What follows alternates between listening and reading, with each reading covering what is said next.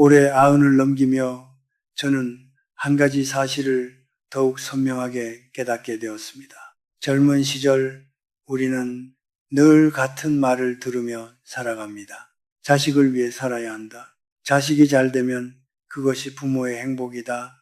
부모는 마지막까지 자식을 걱정해야 한다. 저 역시 오랫동안 그렇게 믿었습니다. 그러나 긴 세월 동안 수많은 가정을 지켜보며 알게 된 것이 있습니다.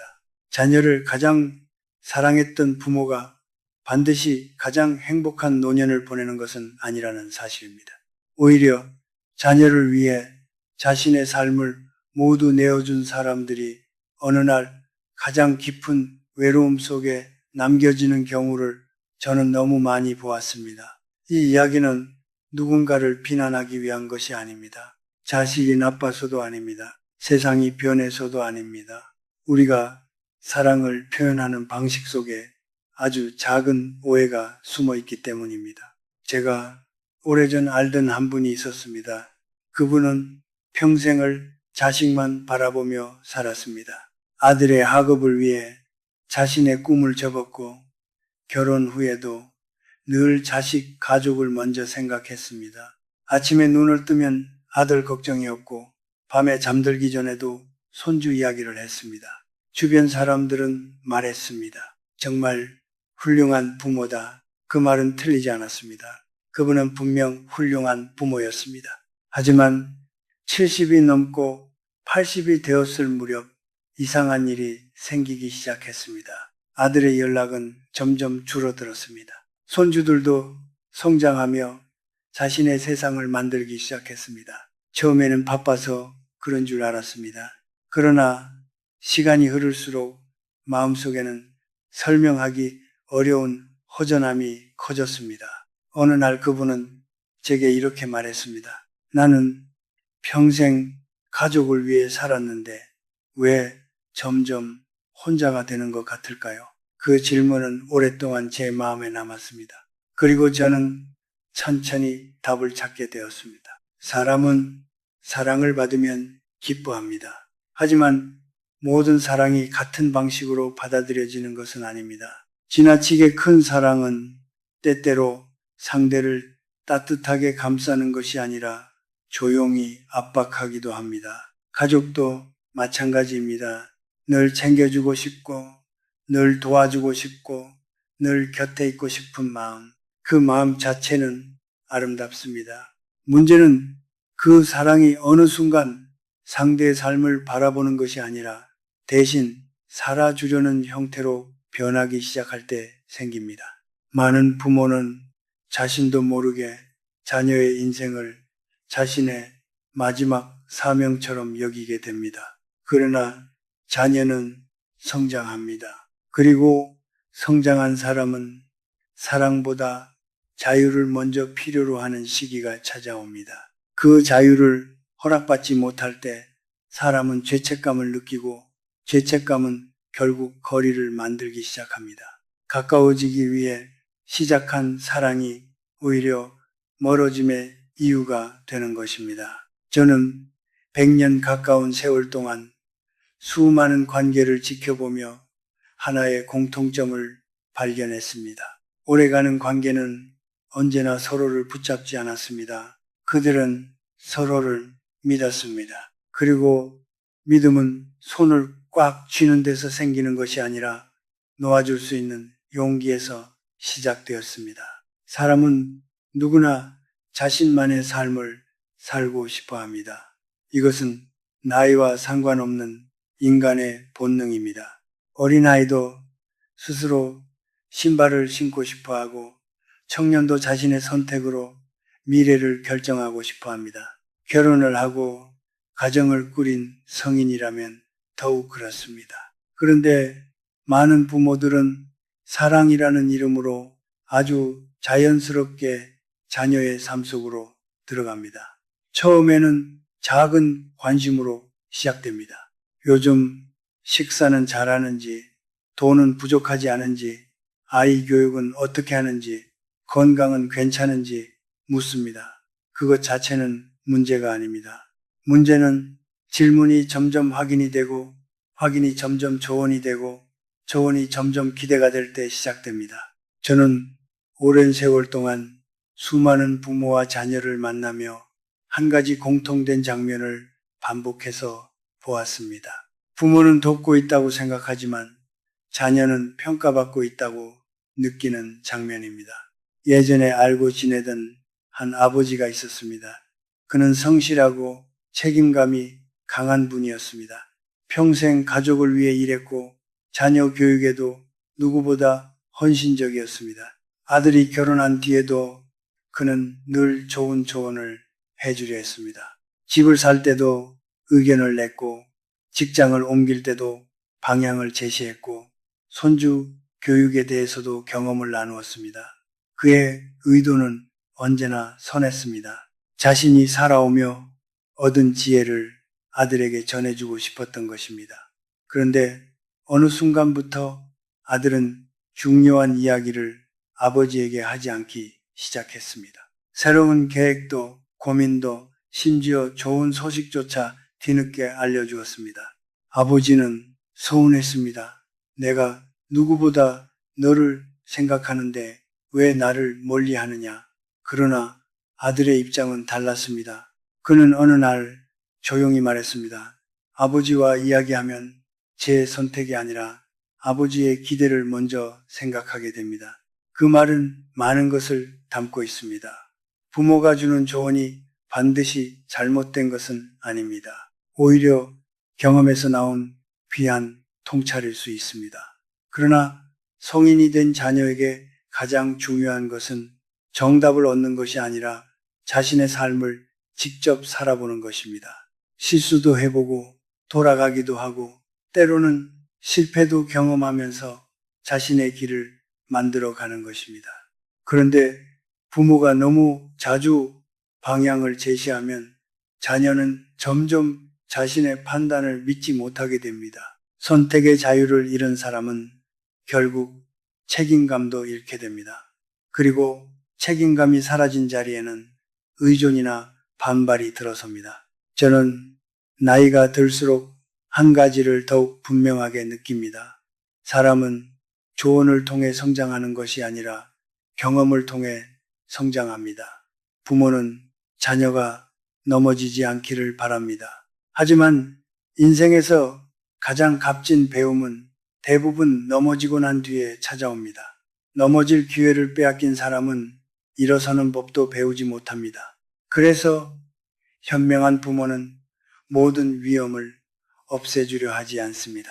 대신 자녀가 어려움 속에서도 다시 일어설 수 있다고 믿어줍니다. 그 믿음이야말로 진짜 사랑입니다. 많은 부모들이 자녀 걱정을 멈추지 못하는 이유는 사랑이 부족해서가 아닙니다. 오히려 너무 사랑하기 때문입니다. 그러나 사랑과 불안은 종종 비슷한 얼굴을 하고 있습니다. 사랑은 상대를 믿게 만들지만 불안은 상대를 통제하게 만듭니다. 사랑은 기다릴 수 있지만 불안은 기다리지 못합니다. 사랑은 상대의 가능성을 보지만 불안은 위험만 바라봅니다. 그래서 부모는 스스로에게 질문해야 합니다. 지금 내가 하는 이 행동은 사랑 때문인가? 아니면 불안 때문인가? 한 어머니는 매일 아들에게 전화를 했습니다. 건강은 괜찮은지, 아이들은 잘 있는지, 식사는 했는지 물었습니다. 처음에는 아들도 친절하게 답했습니다. 그러나 시간이 지나면서 전화는 점점 짧아졌고 나중에는 부재중 전화만 남는 날이 많아졌습니다. 어머니는 상처받았습니다. 하지만 아들의 마음속에는 또 다른 감정이 있었습니다. 그는 어머니를 사랑했습니다. 다만 매일 반복되는 확인 속에서 자신이 여전히 어린아이처럼 취급받고 있다는 느낌을 받았습니다. 부모는 관심이라고 생각하지만 자녀는 신뢰받지 못한다고 느낄 수 있습니다. 이 차이는 생각보다 큽니다. 저는 인간관계를 오래 관찰하며 흥미로운 사실을 발견했습니다. 사람들은 자신을 가장 많이 도와준 사람보다 자신을 가장 많이 믿어준 사람을 더 오래 기억합니다. 믿음은 보이지 않지만 강력한 힘을 가지고 있습니다. 넌 잘할 수 있을 거야. 네가 결정한 길이라면 응원할게. 실패해도 괜찮다. 이런 말들은 자녀를 단순히 편하게 만드는 것이 아니라 강하게 만듭니다. 반대로 모든 문제를 대신 해결해 주려는 태도는 잠시 편안함을 줄 수는 있어도 결국 성장의 기회를 빼앗습니다. 인생의 후반부에 접어들수록 부모가 자녀에게 줄 수 있는 가장 큰 선물은 조언이 아니라 신뢰일지도 모릅니다. 자녀를 믿는다는 것은 무관심해지는 것이 아닙니다. 오히려 더 깊은 관심의 형태입니다. 항상 지켜보지만 함부로 끼어들지 않는 것, 필요할 때는 곁에 있지만 필요하지 않을 때는 한 걸음 물러서는 것, 그것은 결코 쉬운 일이 아닙니다. 그러나 오래가는 관계는 언제나 그 여백 속에서 자라났습니다. 관계는 가까움만으로 유지되지 않습니다. 존중이 있어야 합니다. 그리고 존중은 상대방이 자신의 인생을 스스로 살아갈 권리를 인정하는 데서 시작됩니다. 자녀가 실수할 수도 있습니다. 기대와 다른 선택을 할 수도 있습니다. 때로는 부모가 보기엔 답답한 길을 걷기도 합니다. 하지만 그 길이 바로 그들의 인생입니다. 부모가 대신 살아줄 수 없는 길입니다. 결국 우리는 모두 자기 삶의 주인이 되어야 합니다. 그리고 자녀가 자신의 삶의 주인이 될 수 있도록 한 걸음 물러서는 순간 부모의 사랑은 비로소 부담이 아니라 힘이 됩니다. 사람은 사랑하는 이가 힘들어하는 모습을 보면 본능적으로 나서고 싶어집니다. 특히 부모라면 더욱 그렇습니다. 자녀가 어린 시절 넘어져 올 때 달려가 안아주었던 기억은 평생 몸에 남아 있습니다. 그래서 자녀가 성인이 된 후에도 힘들어 보이면 부모의 마음은 저절로 움직입니다. 그런데 인생에는 부모가 대신 해결할 수 없는 문제들이 있습니다. 아니, 정확히 말하면 대신 해결해서는 안 되는 문제들이 있습니다. 제가 예전에 알던 한 부부가 있었습니다. 결혼한 지 얼마 되지 않았을 때 작은 갈등이 자주 생겼습니다. 생활 습관도 달랐고 돈을 쓰는 방식도 달랐습니다. 누구에게나 있을 수 있는 평범한 문제였습니다. 그런데 남편은 힘들 때마다 부모에게 전화를 했습니다. 답답한 마음을 털어놓고 싶었던 것입니다. 부모는 아들이 안쓰러웠습니다. 처음에는 위로만 해주었습니다. 그러나 시간이 지나면서 점점 의견을 말하기 시작했습니다. 그건 네가 참을 일이 아니다. 상대가 너무한 것 아니냐. 우리가 이야기해 보겠다. 부모는 아들을 돕고 있다고 생각했습니다. 하지만 그 순간부터 문제는 둘의 문제가 아니라 네 사람의 문제가 되기 시작했습니다. 부부 사이에서 발생한 갈등은 원래 두 사람이 함께 해결하며 성장해야 하는 과정입니다. 그런데 외부의 목소리가 들어오기 시작하면 균형이 무너집니다. 당사자들은 감정을 정리할 시간을 잃고 대신 누가 옳고 누가 틀렸는지 판단받기 시작합니다. 그리고 인간은 자신이 판단받는다고 느끼는 순간 방어적으로 변합니다. 결국 그 부부는 서로의 문제보다 부모의 개입에 더 큰 스트레스를 느끼게 되었습니다. 싸움은 끝나도 개입의 기억은 남았습니다. 부부는 화해할 수 있었지만 부모에 대한 경계심은 쉽게 사라지지 않았습니다. 인생을 오래 살며 깨달은 사실이 있습니다. 가까운 관계일수록 해결사가 되려 하지 말아야 한다는 것입니다. 많은 부모들은 자녀가 고민을 이야기하면 해결책을 찾아주어야 한다고 생각합니다. 그러나 대부분의 경우 자녀는 답을 몰라서 이야기하는 것이 아닙니다. 마음이 무거워서 이야기하는 것입니다. 외로워서 이야기하는 것입니다. 누군가 자신을 이해해 주길 바라기 때문에 이야기하는 것입니다. 그런데 부모가 곧바로 해결 모드로 들어가면 자녀는 공감 대신 평가를 받는 느낌을 받게 됩니다. 가장 강한 부모는 모든 문제를 해결하는 부모가 아닙니다. 가장 강한 부모는 자녀가 자신의 문제를 스스로 해결할 수 있다고 믿어주는 부모입니다. 많이 힘들겠구나. 쉽지 않은 상황이네. 그래도 넌 잘 해낼 거야. 어쩌면 이 몇 마디가 수십 개의 조언보다 더 큰 힘이 될 수 있습니다. 나이가 들수록 우리는 행동보다 존재의 힘을 배워야 합니다. 무엇을 해주는가 보다 어떤 사람으로 곁에 있는가가 더 중요해집니다. 언제든 돌아올 수 있는 따뜻한 자리, 판단하지 않는 귀, 서두르지 않는 마음, 그것이 부모라는 자리의 깊이입니다. 그리고 또 하나의 이야기를 해야겠습니다. 많은 관계가 갈등 때문에 무너지지만 생각보다 많은 관계가 돈 때문에 조용히 멀어집니다. 젊은 시절 저는 돈이 사랑을 표현하는 가장 확실한 방법이라고 생각한 적이 있습니다. 가진 것이 있으면 나누어주고 힘들어 보이면 도와주고 필요하면 아낌없이 지원하는 것이 부모의 역할이라고 믿었습니다. 그러나 세월은 저에게 다른 모습을 보여주었습니다. 한 분은 평생 성실하게 일하며 적지 않은 재산을 모았습니다. 그는 자녀들이 어려움을 겪지 않기를 바랐습니다.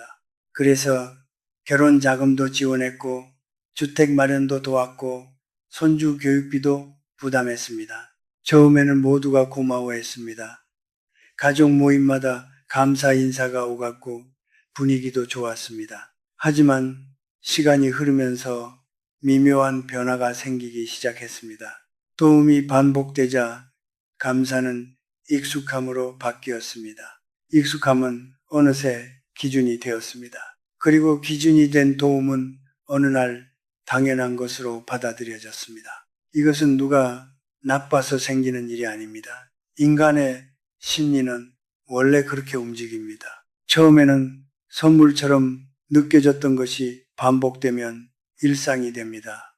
일상이 된 것이 사라지면 사람은 손실로 느끼게 됩니다. 그래서 주는 사람은 같은 사랑을 주고 있는데도 받는 사람의 반응은 점점 달라질 수 있습니다. 어느 날 그분은 제게 이런 말을 했습니다. 예전에는 내가 주면 고마워했는데 이제는 당연하게 생각하는 것 같습니다. 그 말 속에는 깊은 허탈함이 담겨 있었습니다. 사랑은 줄수록 아름답다고 생각했지만 현실은 항상 그렇게 단순하지 않았습니다. 왜 이런 일이 생길까요? 사람은 경제적으로 성장하는 과정에서 스스로 문제를 해결하며 자신감을 얻습니다. 부족한 돈을 모으고 계획을 세우고 어려움을 극복하며 삶의 근육을 키웁니다. 그런데 누군가가 모든 장애물을 치워주면 편해질 수는 있어도 강해지기는 어렵습니다. 부모가 모든 파도를 대신 막아주면 자녀는 바람을 견디는 법을 배우지 못합니다. 그리고 스스로 설 수 없는 사람은 언젠가 자신을 지탱하던 기둥마저 당연하게 여기게 됩니다. 그래서 저는 노년의 사랑에는 절제가 필요하다고 생각합니다. 도움이 필요할 때 돕되 성장의 기회까지 빼앗아서는 안 됩니다. 줄 수 있을 때 주되 자신의 미래까지 비워서는 안 됩니다. 특히 나이가 들수록 부모 자신의 경제적 안정은 매우 중요합니다. 많은 사람들이 자녀를 위해 모든 것을 내어주는 것을 숭고한 희생이라고 생각합니다. 그러나 현실은 종종 다릅니다. 노년에 스스로를 지킬 수 없는 상황이 되면 부모도 힘들고 자녀도 힘들어집니다. 진정한 사랑은 자신을 무너뜨리면서까지 주는 것이 아닙니다. 자신을 지키면서도 나눌 수 있는 힘입니다. 스스로 안정된 사람은 관계에서도 여유를 가질 수 있습니다. 기대가 줄어들고 서운함도 줄어듭니다. 그리고 그런 사람 곁에는 이상하게 사람들이 오래 머뭅니다. 인생 후반부에 가장 아름다운 부모는 모든 것을 준 부모가 아닙니다. 필요한 만큼 사랑하고 필요한 만큼 기다리고 필요한 만큼 돕되 자신의 삶도 끝까지 지켜낸 부모입니다. 그 균형을 가진 사람은 자녀에게 부담이 아니라 든든함으로 기억됩니다. 그리고 시간이 흐를수록 그 존재의 가치는 더욱 깊어집니다. 나이가 들수록 사람들은 자주 이런 말을 합니다. 이제 내 인생은 다 살았다. 나는 됐고 자식들만 잘 되면 된다. 남은 시간은 가족을 위해 살아야지. 얼핏 들으면 참 따뜻한 말처럼 들립니다. 실제로 우리 세대의 많은 부모들은 그런 마음으로 살아왔습니다. 자신보다 자녀를 먼저 생각했고 자신의 꿈보다 가족의 안정을 우선했습니다. 그 희생과 헌신 덕분에 수많은 가정이 지켜졌고 수많은 자녀들이 성장할 수 있었습니다. 하지만 저는 긴 세월 동안 한 가지 안타까운 모습을 자주 보았습니다. 자녀를 위해 살다가 정작 자신의 삶을 잃어버린 사람들입니다. 어느 날 문득 물어보았습니다. 요즘 가장 즐거운 일이 무엇입니까? 그 질문 앞에서 쉽게 대답하지 못하는 분들이 생각보다 많았습니다. 글쎄요, 특별한 건 없습니다. 손주 보는 게 제일 좋죠. 그 대답이 틀린 것은 아닙니다. 문제는 그것 외에는 아무것도 떠오르지 않는다는 것입니다. 만약 하루의 기쁨도 한 달의 기대도 앞으로의 희망도 모두 자녀와 손주에게만 연결되어 있다면 어떻게 될까요? 자녀가 바쁘면 외로워집니다. 연락이 없으면 불안해집니다. 기대했던 방문이 취소되면 서운해집니다. 결국 자신의 감정이 모두 다른 사람의 행동에 의해 결정되기 시작합니다. 그것은 매우 위험한 삶입니다. 왜냐하면 행복의 열쇠를 자신이 아닌 다른 사람의 손에 맡기는 일이기 때문입니다.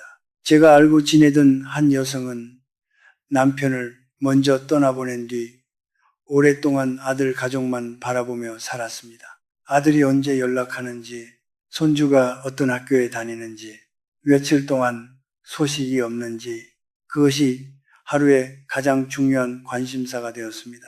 처음에는 사랑이라고 생각했습니다. 하지만 시간이 흐를수록 그녀의 얼굴에는 웃음보다 불안이 많아졌습니다. 아들이 바쁘다고 하면 서운했고, 손주가 연락을 하지 않으면 걱정이 되었고, 가족 모임이 줄어들면 외로움이 밀려왔습니다. 그녀의 삶은 점점 작아지고 있었습니다.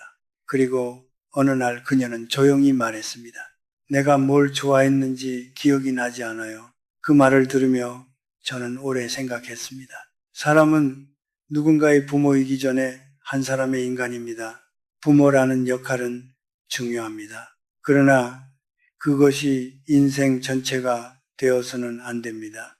왜냐하면 역할은 언젠가 줄어들지만 사람 자체는 평생 남기 때문입니다.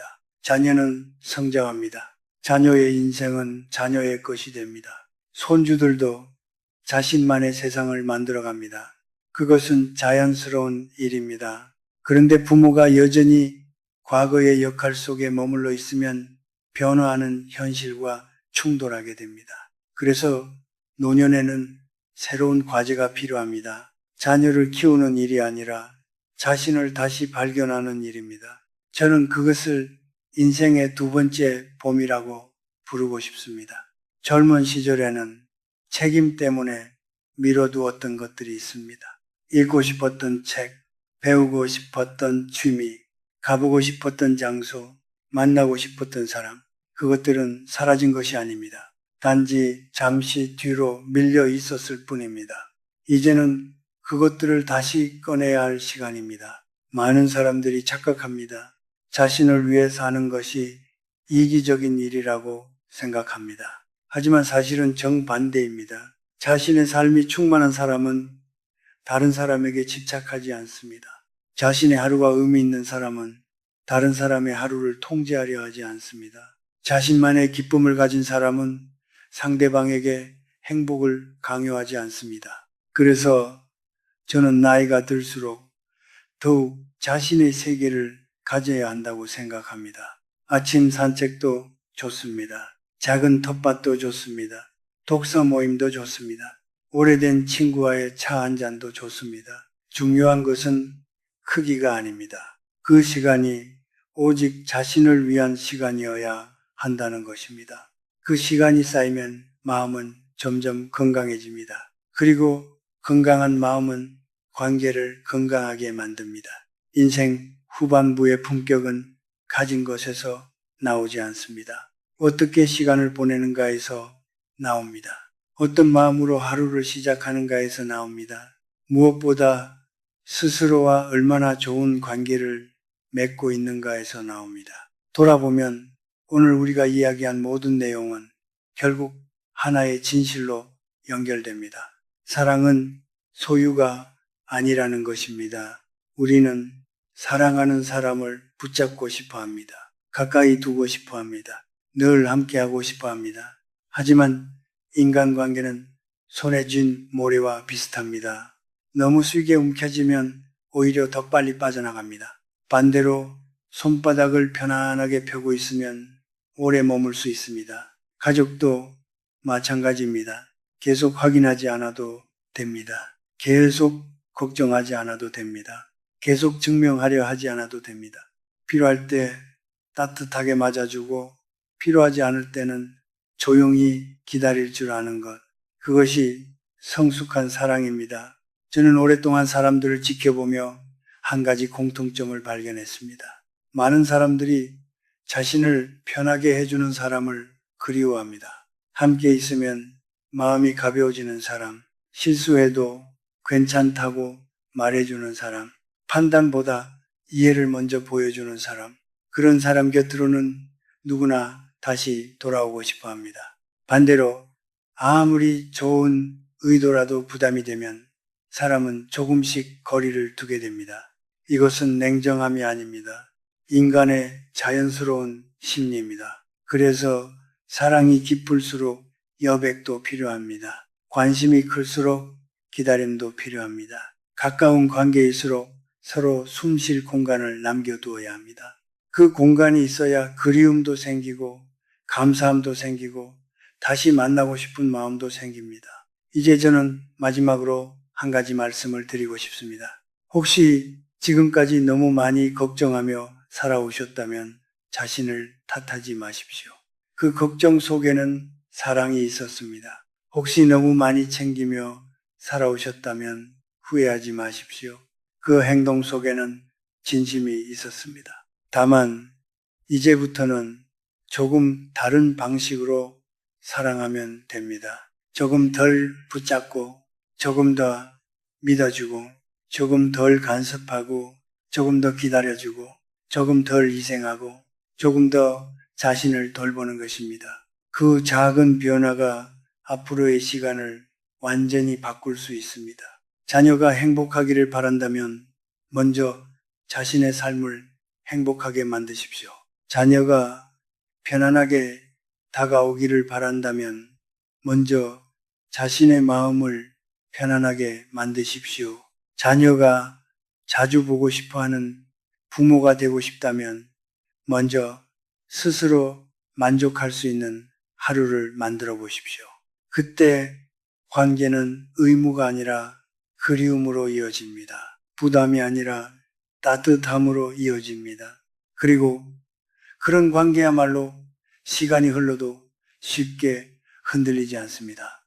인생의 후반부는 끝을 준비하는 시간이 아닙니다. 어쩌면 가장 깊은 지혜를 배우는 시간입니다. 붙잡는 법이 아니라 놓아주는 법을 배우는 시간, 기대하는 법이 아니라 감사하는 법을 배우는 시간, 누군가를 바꾸려 하기보다 자신을 가꾸는 법을 배우는 시간. 그 지혜를 가진 사람은 나이가 들어도 외롭지 않습니다. 왜냐하면 그 사람의 삶 안에는 이미 충분한 평안이 자리하고 있기 때문입니다. 그리고 그런 평안은 이상하게도 사람들을 다시 돌아오게 만듭니다. 조용히, 자연스럽게, 그리고 오래도록